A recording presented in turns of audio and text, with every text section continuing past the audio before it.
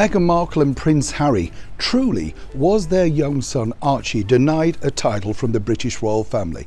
Hi, good morning, Neil Sean here in the heart of a very rainy London today, and that is the story breaking out of the United Kingdom. So let me give you a bit of a reminder. Cast your mind back, of course, to March when that now infamous interview with, of course, Oprah Winfrey hit the airways worldwide, and millions of viewers around the world were left gasping at some of these rather strange revelations that came from the former prince, if you like, and of course the actress Meghan. But here, as ever, for me, where the story gets really interesting, and this already focuses on the fact that Prince Charles really wanted to slim down the British royal family, but this turn of events could have been the reason why Harry and indeed Meghan hit out at their former family so hard. What has emerged is simply this, that Prince Charles has decided, well, over the last few years that he needs to slim down the British royal family. But more importantly, it's not about just slimming down your own family, it's about keeping the costs low, because they are funded, of course, by the taxpayer of Britain.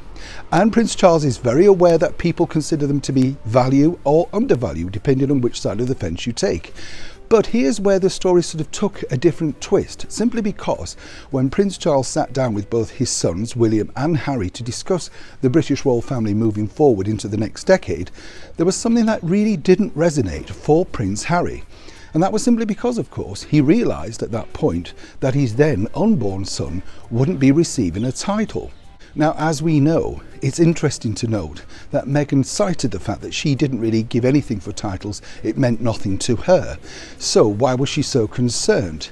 But the story evolves even more, simply because Archie was offered a title, but they simply refused. Now here's where the story gets even darker, simply because, of course, the Sussexes were offered a title for their son, Archie, but anything apparently less than a prince wouldn't do. So Archie has the birthright simply to be called the Earl of Dumbarton. It's a title he could take now. But according to insiders at the palace, it seemed that both Harry and Meghan decided that that wasn't really the thing they were looking for. So if you fast forward a couple of weeks after that particular meeting, then you will know, of course, that's one of the reasons why Prince Harry decided he needed something more of an explosive idea to talk to Oprah about on the airwaves. And that was simply the reason why both of them said that he hadn't been, well, offered the chance to become a prince. It becomes all rather confusing, but on the other side of the coin you can see Prince Charles's problem.